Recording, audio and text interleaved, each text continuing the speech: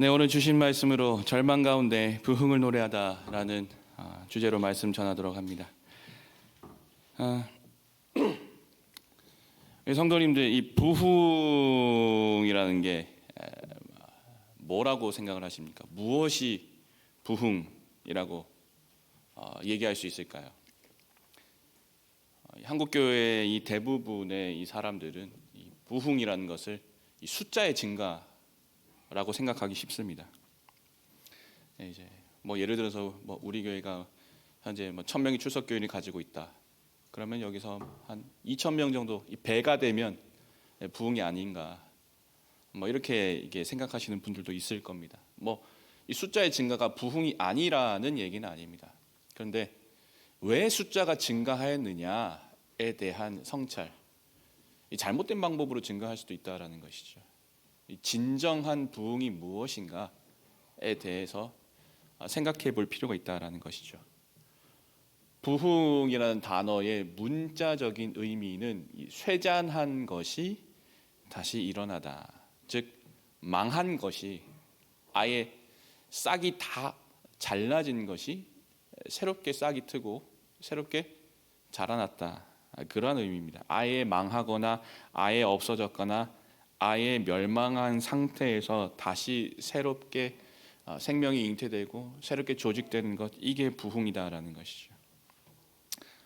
근데 우리가 아까 제가 처음에 말씀드렸던 이 부흥의 의미는 원래 우리가 가지고 있었던 것, 이 숫자가 줄어들지 않고 성도들이 그대로 그 상태를 유지하고 있는 상황에서 그냥 몇 명 더 나오는, 이게 부흥이라고 우리는 잘못 알고 있는데 원래 의미는 그렇지 않다라는 것이죠. 이 부흥이 일어나기 위한 전제 조건이 있습니다. 부흥이 일어나기 위해서는 뭐가 필요할까요? 망해야 됩니다. 갑자기 담임 목사님 안 계신데 부목사 올라와가지고 망해야 된다, 저기 거룩한 부흥을 담임 목사님께서 말씀하셨는데 갑자기 부목사가 올라와가지고 망해야 됩니다. 저 이제 담임 목사님들 혼날지도 모르겠네요. 근데 이 망한다라는 게 그냥 우리가 생각하는 그런 멸망이라기보다는 이제 우리가 가지고 있는 것을, 기득권을 다 내려놓고 우리가 지금까지 가지고 있는 가치관, 생각, 잘못된 행동 양식들을 내려놓는 것을 의미한다라는 것이죠. 우리가 새롭게 건물을 짓기 위해서는, 이 재건축을 위해서는 먼저 어떤 작업을 해야 됩니까? 기존에 세워져 있는 건물을 먼저 부시고 해체하는 게 먼저 필요한 것이죠. 그게 바로 부흥입니다. 기존에 가지고 있던 것을 부시지 않으면 거기에 새로운 건물을 올릴 수가 없어요.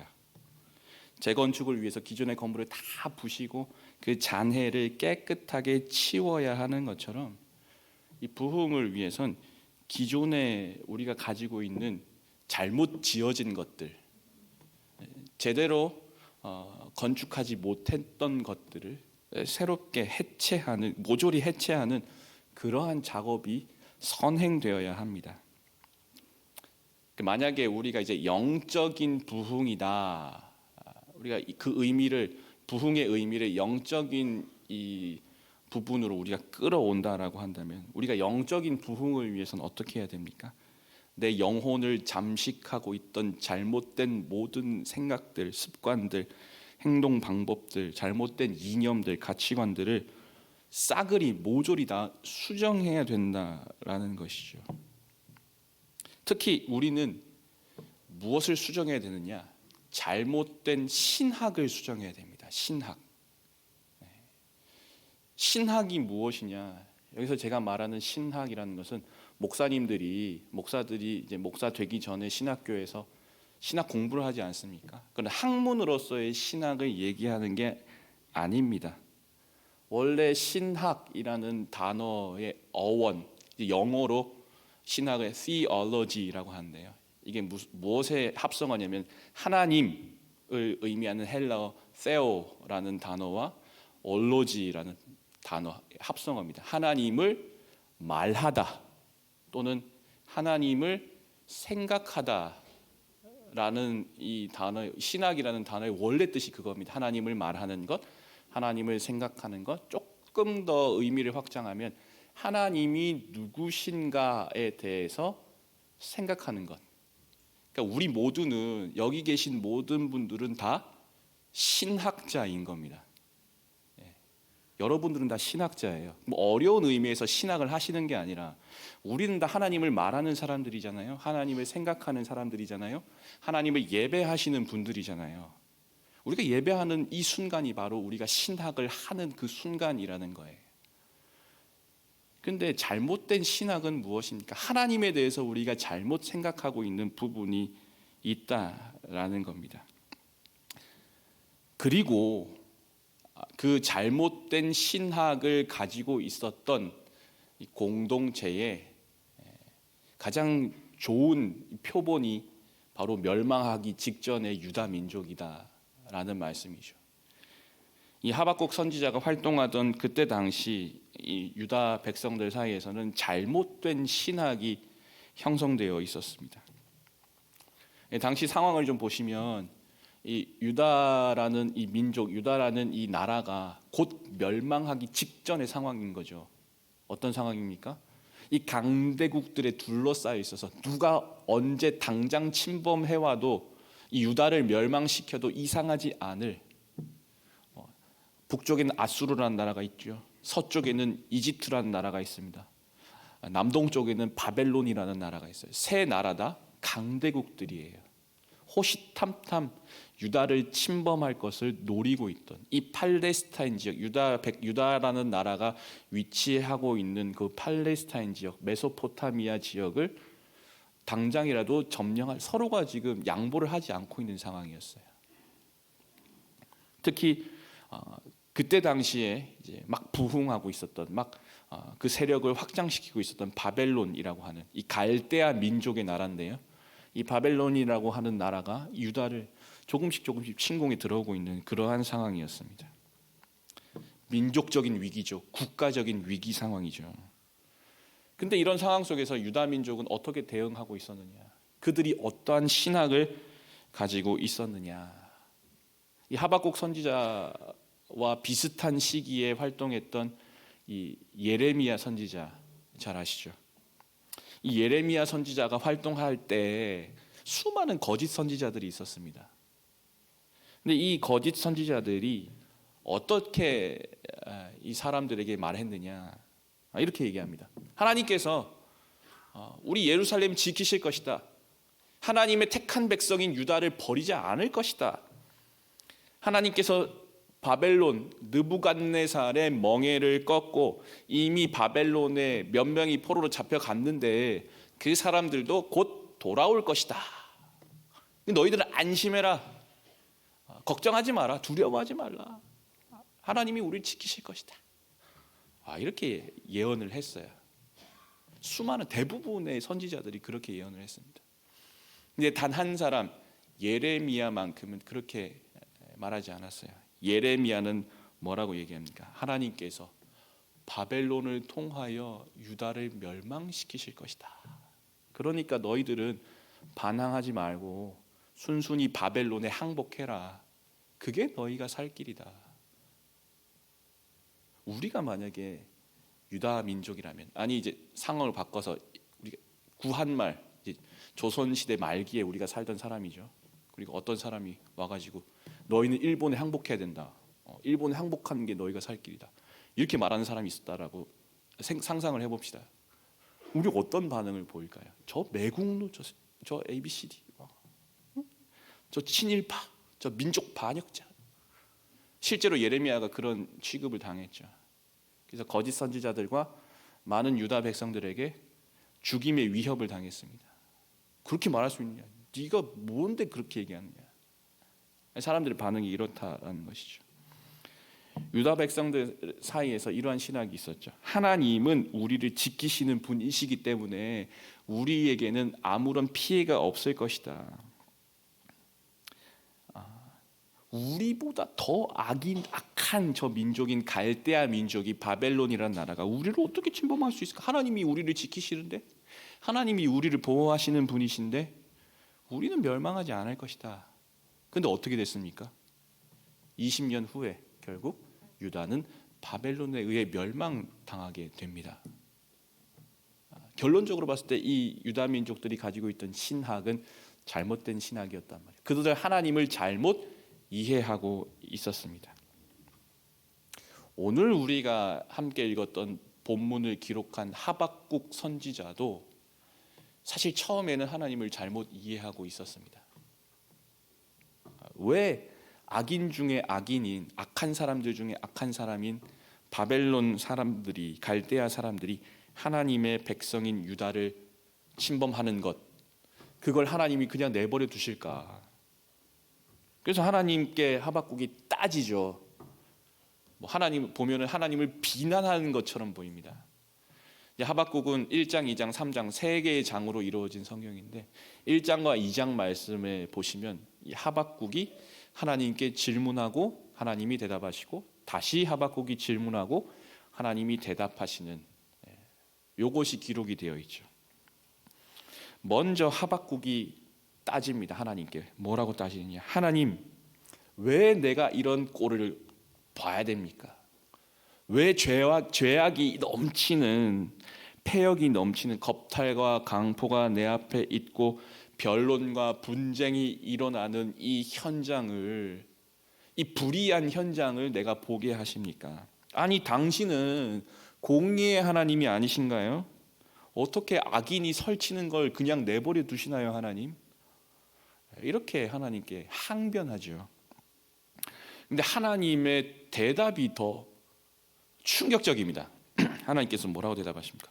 내가 시켰다. 내가 내버려 둔 게 아니야. 내가 오히려 갈대아 사람들을 사용해서, 시켜서 유다를 멸망시킬 거야. 이렇게 대답을 하시죠. 만약에 우리가 하박국 선지자의 입장이라고 하면 어떠한 감정이 들까요? 우리 마음속에 어떠한 생각, 하나님에 대한 믿음이 와르르 무너지는 그런 경험을 우리가 하게 되지 않을까요? 하나님을 그렇게 믿고 신뢰하는 그런 하나님이었는데 그 하나님이 우리 민족을 망하게 한다니요, 우리 나라를 없애버리신다니요. 이게 대체 무슨 말입니까? 다시 하박국이 이 대답에 만족을 못하고 이 대답이 너무 충격적이어서 다시 한번 하나님께 질문하죠. 하나님, 비슷한 질문입니다. 하나님은 악을 참아 보지 못하시는 정결한 눈을 가지고 계신 분이신데 패역함을 보지 못하시는 분이신데 어떻게 거짓된 자들을 그냥 내버려 두시며 악인이 자기보다 의로운 사람을 삼키시는데도 악한 갈대아가 의로운 유다를 침범하는데도 그냥 잠잠하십니까? 대답 좀 해보세요. 하나님, 변명을 좀 해보세요. 하나님, 제가 대답을 기다리겠습니다. 그러자 하나님께서 다시 대답을 하시죠. 이제 하나님께서 보다 제대로 된 대답을 우리가 이해할 수 있게 설명을 해 주십니다. 내가 바벨론을 사용하긴 할 거다. 하지만 이 바벨론도 결국 나의 심판의 대상이다 라는 말씀을 해 주시죠. 특히 2장 3절 말씀 보시면 제가 읽어드리겠습니다. 묵시는 정한 때가 있나니 그 종말이 속히 이르겠고 결코 거짓되지 아니하리라. 비록 더딜지라도 기다리라. 지체되지 않고 반드시 응하리라. 하나님의 묵시, 하나님의 예언, 하나님의 말씀이 이루어지는 것은 정한 때가 있다. 그리고 하나님께서 더딜지라도 기다리라. 지체되지 않고 반드시 응하리라. 이 두 가지 모순되는 단어죠. 더딜지라도, 지금은 더디다, 지금은 이루어지지 않고 있다라는데 하나님께서 지체되지 않고 응할 것이다. 더딘데 지체되지 않고 응한다라는 거예요. 이 둘 다 같이 성립할 수 없는, 양립할 수 없는 그런 시간관념이죠. 이게 하나님이 일하시는 방식이다라는 겁니다. 하나님이 무언가를 이루시고 성취하시는 것은 우리 인간의 관점에서 봤을 땐 지금 왜 하나님 왜 그러시지? 하나님 왜 이 약속을 안 지키시지? 하나님이 이렇게 하시는 이유가 뭐지? 우리는 이렇게 생각한다는 거예요. 그러나 하나님의 관점에서는 어떻다라는 겁니까? 이미 하나님은 모든 것을 성취하신 분이시죠. 하나님의 시간적인 관점에서는. 그러나 우리가 그것을 지금은 보지 못하는 거예요. 지금은 우리가 이해를 하지 못하는 거예요. 인간의 관점에서 봤을 때는 그렇다는 거죠.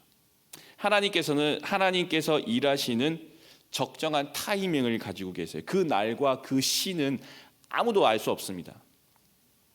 그래서 우리는 조급하지요. 하나님이 우리 버리신 것 같이 느낄 때도 있습니다. 어떤 우리 앞에 닥쳐온 우리가 맞닥뜨린 그냥 사건들, 사고들 그 하나하나의 의미를 부여하면서 왜 일이 일어났는지 도무지 이해할 수 없네. 하나님 왜 이러신 거예요? 하나님께 따져 묻고는 하는 그러한 지혜가 없는 무지한 존재들이 바로 우리다라는 것이죠. 그러나 하나님은 어떤 분이십니까? 인간 역사의 모든 상황과 모든 사건을 통제하시고 통찰하시고 다스리시는 분이 하나님이시다. 하나님은 그런 분이십니다. 그렇기에 하박국의 입장에서는 당연하게 유다가 망하는 걸 어떻게 이해할 수가 있겠어요? 그러나 하나님께서는 그 망함, 그 멸망을 통해서 새로운 일을 만들어 나가실 것이다 라는 걸 이미 계획하고 계시고 이미 실행하고 있는 그러한 상황이었다라는 것입니다. 질문하고 대답하는 이 과정을 거친 후에 하박국이 비로소 깨닫게 되는 것이죠. 그가 가지고 있던 잘못된 신학을 고치게 되죠. 수정하게 되죠. 그래서 깨닫습니다. 진노가 하나님의 은혜로구나. 심판이 하나님의 은혜로구나. 징벌이 하나님의 은혜로구나. 지금 당장은 유다를 멸망시키는 것이 하나님의 뜻이지만은 그럼에도 하나님은 당신의 백성을 잊지 않으실 것이다. 하나님은 주의 백성을 잊지 않으셔서 절망 가운데 희망을 주시고 멸망 가운데 새로운 부흥을 우리에게 주실 것이구나 라는 확신이 하박국 선지자에게 생긴 것입니다. 그래서 그에 대한 반응으로 하나님께 기도하고 하나님을 찬양하는 그 찬양과 기도가 오늘 우리가 읽었던 하박국 3장 말씀인 것이죠.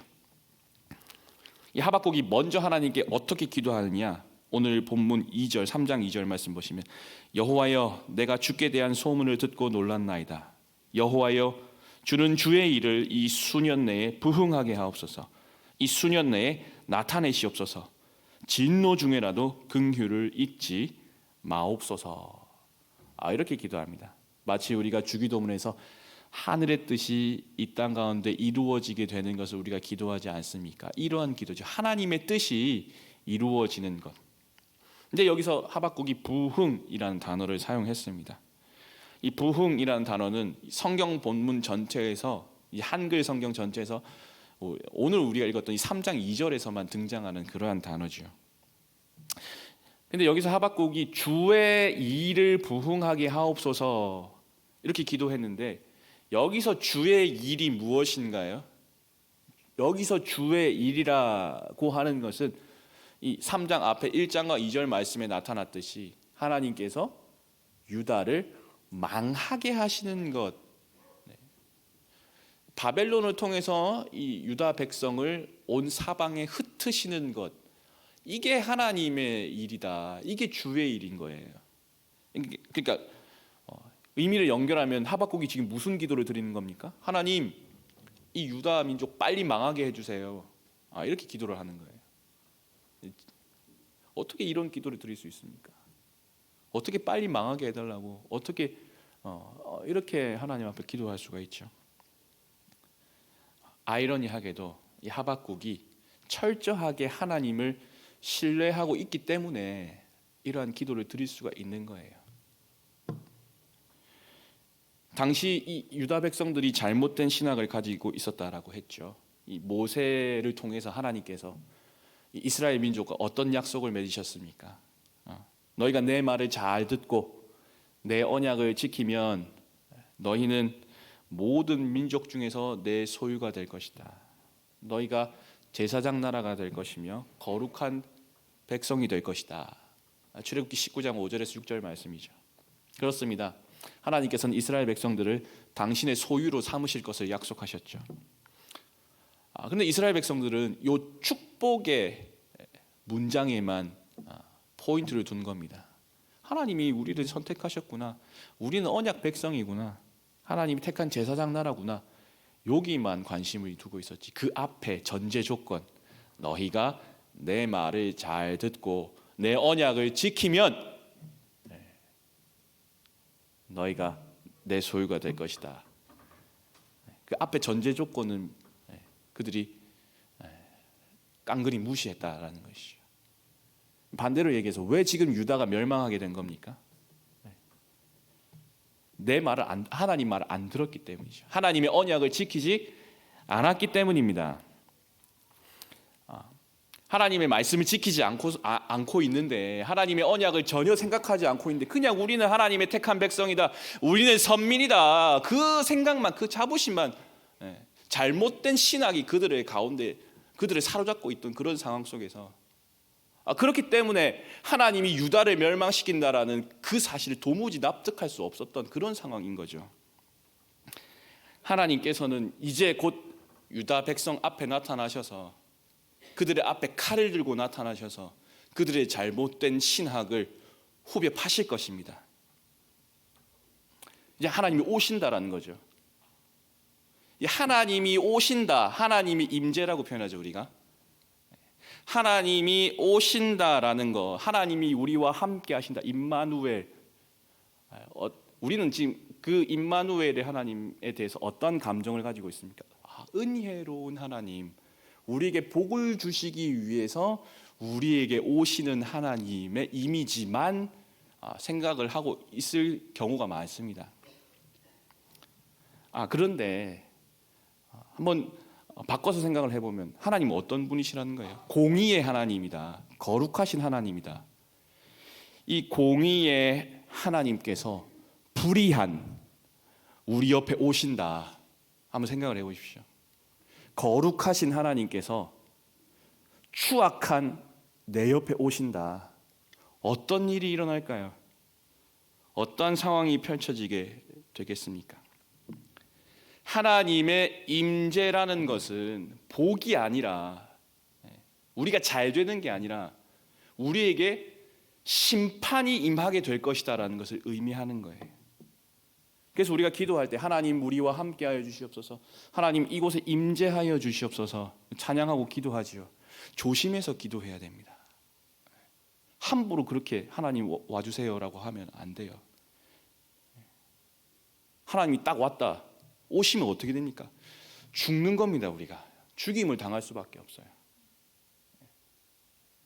아담과 하와 이후에, 하나님의 말씀에 불순종한 이후에 우리가 하나님을 보게 된다, 하나님을 만난다라는 것은 어떤 의미였습니까? 이스라엘에게 죽임을 당한다라는 거였어요. 우리도 마찬가지입니다. 우리가 거룩하지 않은 상태에서, 우리가 공의롭지 못한 상태에서 하나님을 대면하는 것은 우리에게 큰일이 나는 거예요. 하나님께서 오실 때 어떻게 오십니까? 오늘 하박국 선지자는 심판의 하나님을 어떻게 묘사하느냐, 이 3장 말씀을 조금 요약을 해보면, 빛이신 하나님이 나타나실 때 질병을 동반하시고 불을 동반하신다. 땅과 나라가 진동하며 산이 무너지고 엎드러질 것이다. 하나님께서 말을 타고 오시는데 활과 화살을 통해서 이 온 땅을 쪼개실 것이다. 이렇게 노래하고 있습니다.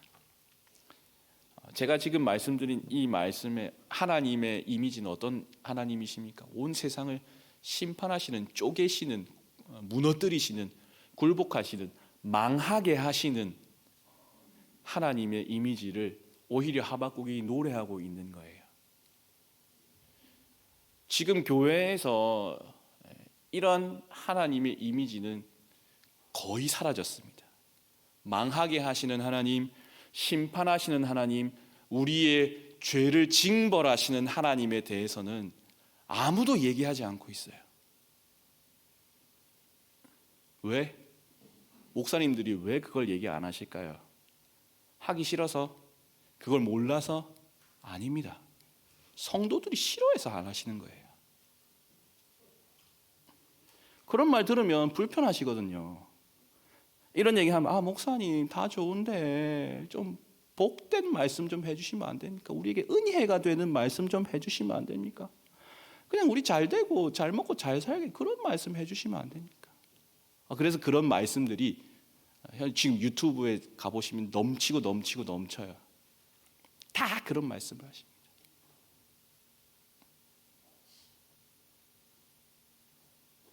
마치 예레미야 시대에 너희는 망하게 될 것이다. 너희에게 심판이 임할 것이다. 바벨론이 너희를 멸망시킬 것이다. 귀를 닫고 속된 말로 꺼져. 난 듣기 싫어. 이런 상황이 지금의 상황이다라는 것이죠. 그래서 은혜가 넘칩니다. 복이 넘쳐요. 그러나 기억하십시오. 하나님은 왜 우리에게 오시느냐? 진노하시기 위해서, 징벌하시기 위해서, 우리를 심판하시기, 우리를 망하게 하기 위해서 우리에게 오신다라는 그 사실을 반드시 기억하시길 바랍니다. 하나님의 칼끝은 누구를 향해 가장 먼저 향하게 되느냐? 이 세상 사람들이요? 하나님을 거부하는 사람들이요? 하나님에 대한 반역을 하는 사람? 아닙니다. 하나님의 칼끝은 하나님의 백성들에게 가장 먼저 향한다. 하나님의 심판은, 하나님의 징벌은 자기가 하나님의 자녀라고 하나님의 백성이라고 생각한 그 사람들에게 먼저 임한다라는 사실, 우리는 부인하고 있어요. 모른 척하고 있어요. 그래서 그렇게 생각, 하나님 왜 세상을 심판하지 않으십니까? 왜 이 악한 세상이 이렇게 관영하게, 이 세상 속에서 악이 관영하게 이 세상을 그냥 버려두시나요? 아니요. 이렇게 기도해야 됩니다. 하나님 왜 한국 교회를 그냥 내버려 두십니까? 왜 대연중앙교회를 그냥 내버려 두시나요? 하나님 이렇게 악이 관영하고 불의가 팽배해 있는 이 교회를 왜 그냥 내버려 두시나요? 우리는 이렇게 기도해야 됩니다. 마치 하박국이 주여 주의 일을 수년 내에 부흥하게 하옵소서 이렇게 기도했던 것처럼 우리는 그렇게 기도해야 될지도 몰라요. 주여 수년 내에 주의 일을 한국교회에 일어나게 하여 주시옵소서. 대연중앙교회 일어나게 하여 주시옵소서. 아멘. 아무렇게 하시면 안 돼요. 지금 망하게 될 수도 있습니다. 아멘 하다가 진짜로. 제가 앞서 뭐라 그랬습니까? 망하는 게 부흥의 출발이다라고 말씀드렸죠. 제가 이렇게까지만 말씀드리면은 안 되겠죠. 무엇을 얘기해야 됩니까? 희망을 얘기해야 됩니다. 절망 가운데 부흥을 노래해야 되는 것이죠. 하나님께서 그 유다라는 나라를 정령 멸망시키셨지만 결국 그 망하게 된 그 유다 나라의 민족의 몇몇을 남겨두시고 살려두셔서 그 가운데 비록 다윗의 가문은 망해서 더 이상 왕을 배출하지 못했지만 그 다윗의 씨 중에 누군가를 선택하셔서 이 하박국 선지자가 활동했던 그 이후 600년 후에 베들레헴이라는 작은 마을에 한 아기가 태어나게 하시고 그 아기를 통하여서 새로운 신앙 공동체, 새로운 믿음 공동체, 새로운 교회를 그 아기를 통해서 조직하신다라는 것입니다. 하나님께서 그 아기를 통해서 하신 일이 무엇입니까? 그 아기는 곧 30년 후에 죽음을 당하게 되죠. 이 죽음이라는 게 사실 어떻게 보면 망하는 거 아닙니까? 망한 거예요. 예수님 망하셨어요. 3년 동안 열심히 사역하셨는데 그 사역의 열매가 하나도 없어 보였습니다. 왜? 죽으셨기 때문에. 근데 하나님께서 어떤 일을 하셨어요? 부흥시켜 주셨어요. 다시 살려 주셨습니다. 이게 부흥의 참된 개념입니다. 죽지 않으면 다시 살 수가 없는 거죠. 망하지 않으면 부흥을 못 하는 겁니다. 이 하박국 선지자가 유다가 망하는 것을 눈으로 직접 보고서 그 상황을 설명한 게 우리가 잘 아는 성경 구절 하박국 3장 17절에서 18절까지 우리 유명한 복음 성가도 있죠. 무화과 나무 잎이 마르고 포도 열매가 없으며 감람나무 열매 그치고 논밭에 식물이 없고 우리의 양떼가 없고 외양간에 송아지가 없어도 뭐라고요? 난 여호와로 인하여 즐거워하고 구원의 하나님으로 말미암아 기뻐하리로다. 이 노래는 어떤 상황에서 지어졌냐면 지금 이 유다 백성들이 갈대아 사람들한테 수탈을 당하고 있는 그 현장을 보면서 지은 그러한 노래입니다. 지금 당하고 있는 거예요. 우리가 열심히 농사 지었는데 우리가 열심히 소랑 양을 키웠는데 그 소출들을 그 생산물들을 다 이 갈대아 사람들에게 수탈, 약탈 당하고 있는 그런 상황인 거예요. 그럼에도 불구하고 하박국은 하나님을 인하여 기뻐한다라고 그렇게 고백을 하고 있습니다. 지금 대부분의 소위 자칭 기독교인이라고 하시는 분들은 어떻게 기도하냐면 이렇게 기도하겠죠. 하나님, 내가 지금 무화과 나무 하나 심었는데 여기 열매가 많이 맺히게 해주세요. 내가 밭에 씨를 조금 뿌려놨는데 많은 소출이 있게 해주세요. 내 우리의 양이랑 소가 꽉꽉 가득 차게 해주세요.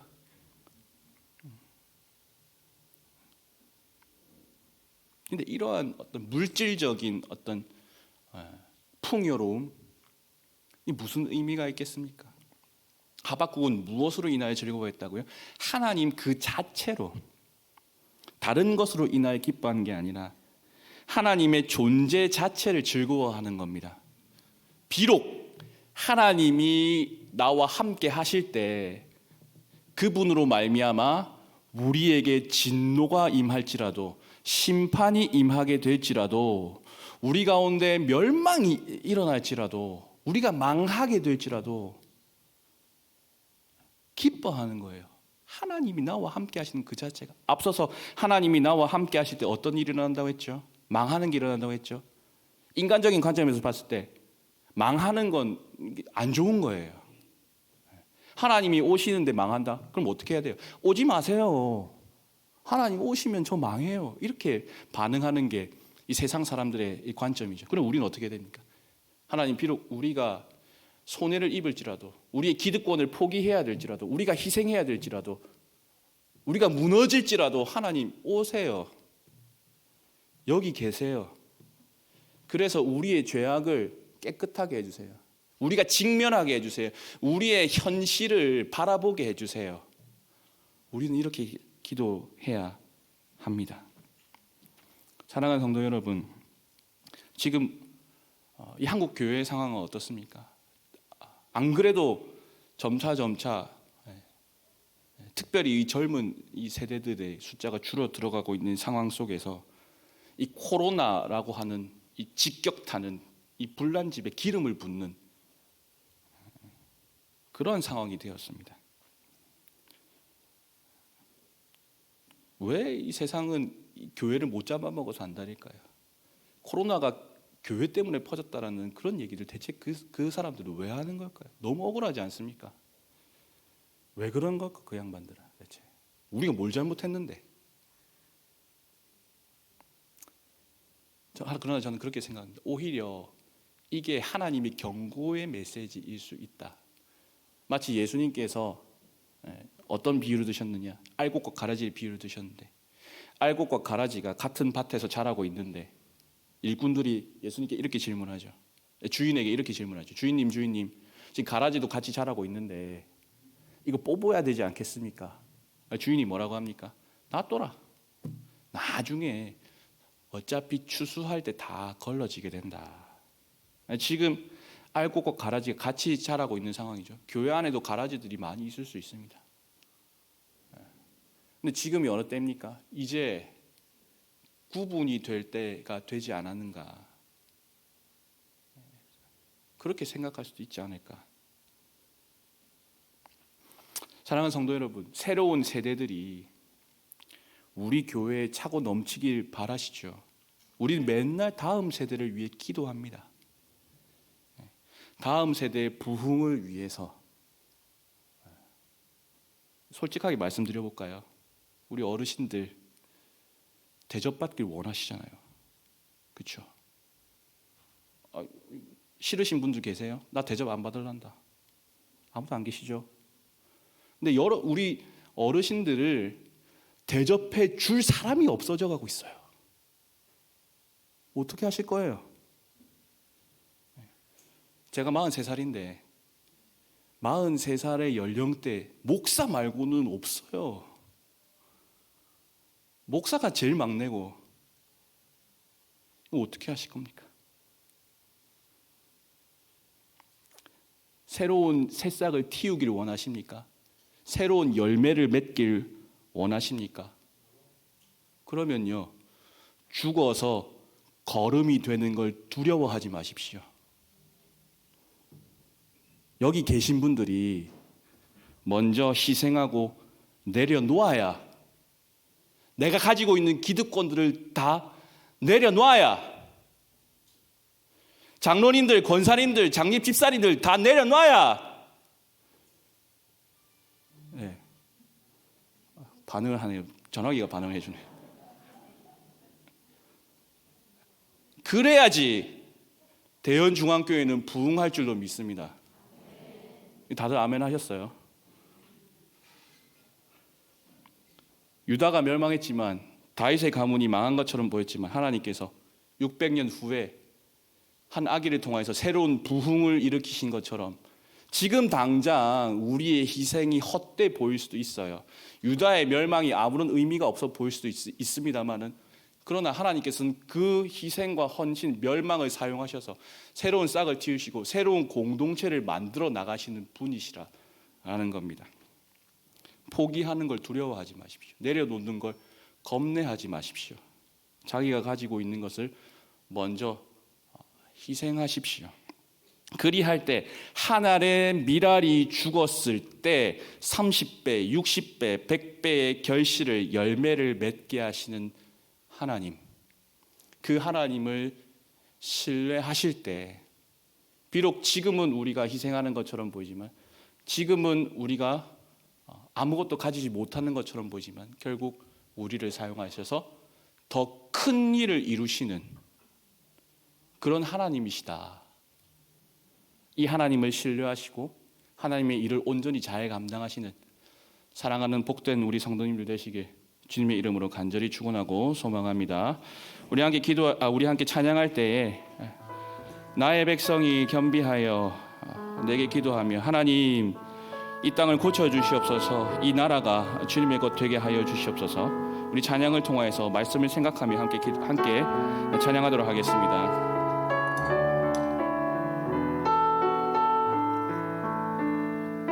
나의 백성이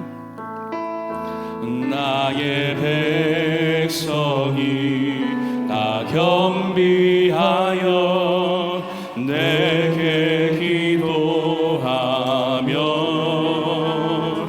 나의 얼굴을 구하여서 그 악한 길 떠나며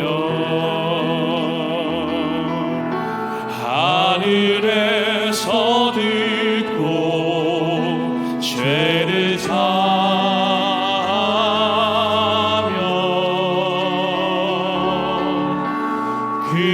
그들의 가는 오직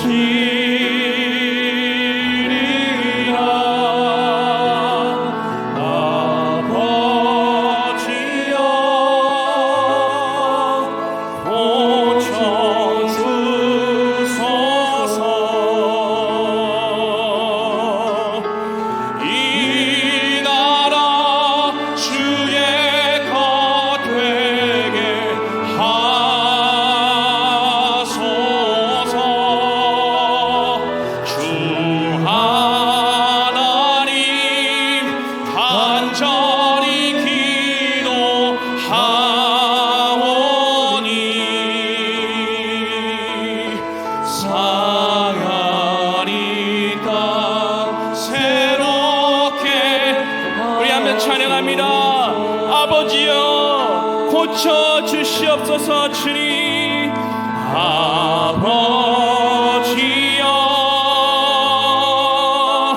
고쳐